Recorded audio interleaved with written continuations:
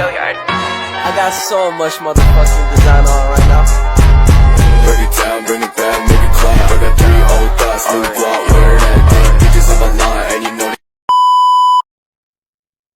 Assalamualaikum warahmatullahi wabarakatuh. Perkenalkan, saya Seprilia Eka Putri dengan NPM 2141117 dari kelas manajemen 21 gabungan.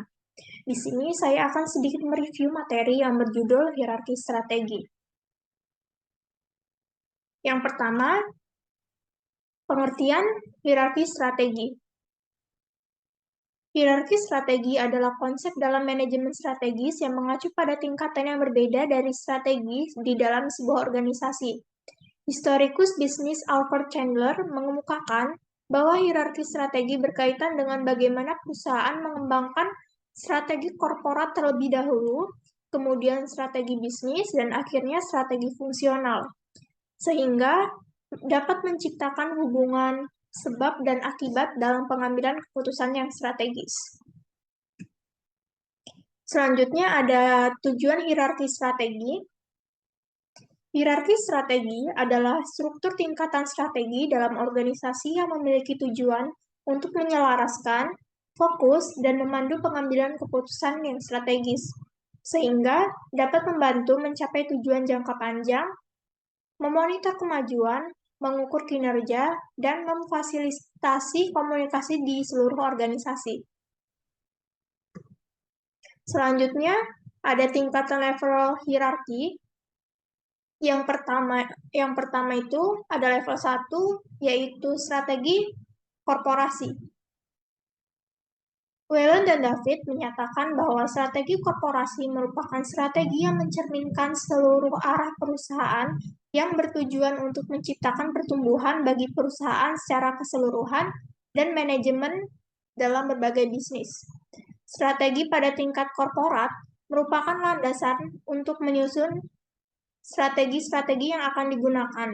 Dan di dalam strategi korporat ini terdapat beberapa strategi yang digunakan. Yang pertama itu ada strategi pertumbuhan atau growth strategi, yang merupakan strategi yang berdasarkan tahap pertumbuhan yang sedang dijalani sebuah perusahaan. Dan yang kedua ada strategi stabilitas, yaitu stability strategi yang merupakan strategi dalam mengatasi kemerosotan penghasilan yang sedang dihadapi oleh perusahaan. Dan yang ketiga itu ada retrenchment strategi yang merupakan strategi yang diterapkan untuk dapat mengurangi usaha yang dilakukan oleh sebuah perusahaan. Dan untuk yang level kedua itu ada strategi bisnis. Giptonom menyebutkan bahwa perusahaan yang menggunakan strategi tingkat unit bisnis merupakan perusahaan yang menghasilkan berbagai jenis produk dan bersaing di berbagai tingkatan bisnis atau pasar. Pada strategi bisnis ini memiliki beberapa karakteristik. Yang pertama itu memiliki visi dan misi strategi. Dan yang kedua, menghasilkan produk atau jasa yang berkaitan dengan misi strategi. Dan yang ketiga, menghasilkan produk atau jasa secara spesifik. Dan yang terakhir, itu bersaing dengan pesaing yang telah diketahui dengan jelas. Untuk level selanjutnya itu ada level yang ketiga, yaitu strategi fungsional. Fokus utama untuk perumusan strategi fungsional adalah untuk memaksimalkan produktivitas sumber daya yang dimiliki melalui penetapan tujuan dan rencana atau tindakan fungsional yang dapat mengarahkan kegiatan dan perilaku orang sehingga dapat mendukung pencapaian strategi yang lebih besar. Strategi fungsional dibuat oleh fungsi-fungsi dalam organisasi, yaitu fungsi pemasaran, keuangan, organisasi atau tata laksana, dan kepegawaian. Selanjutnya ada ciri-ciri atau tingkatan pada hierarki strategi.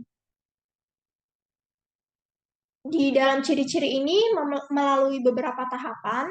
Untuk tahap pertama itu yaitu berorientasi pada nilai, unsur fleksibilitas yang sangat tinggi, jangka waktu yang lebih panjang, dan untuk tugas pada tahap pertama ini yaitu mengembangkan rencana dalam jangka panjang, yaitu dalam kurun waktu 3-5 tahun, dan bertanggung jawab terhadap kinerja keuangan serta non-keuangan perusahaan. Untuk tahap yang kedua,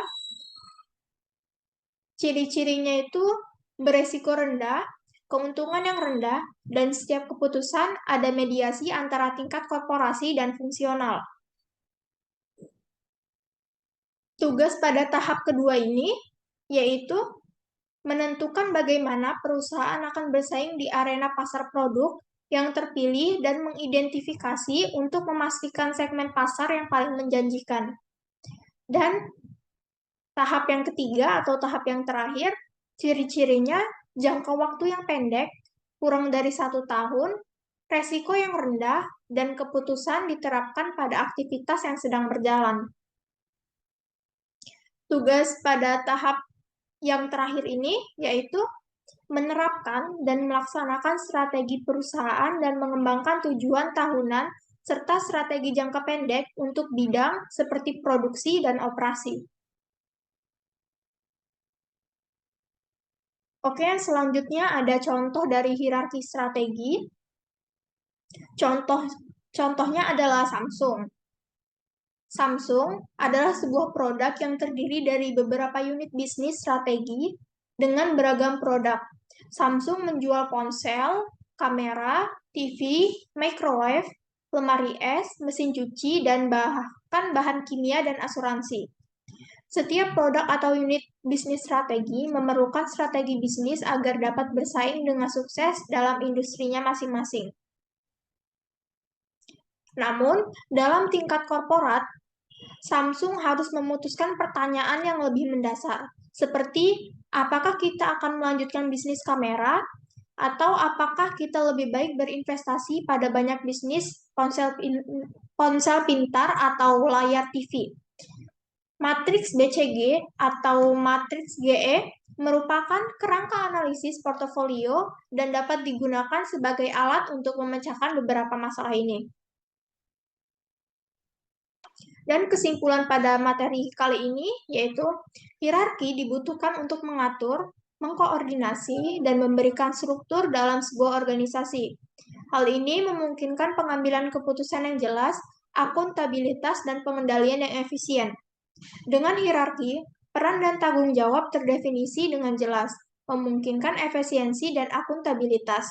Selain itu, hierarki juga dapat meningkatkan pengendalian dan komunikasi dalam suatu struktur organisasi. Terima kasih. Sekian, itu saja materi yang dapat saya jelaskan. Kurang dan lebihnya saya mohon maaf. Saya akhiri. Wassalamualaikum warahmatullahi wabarakatuh.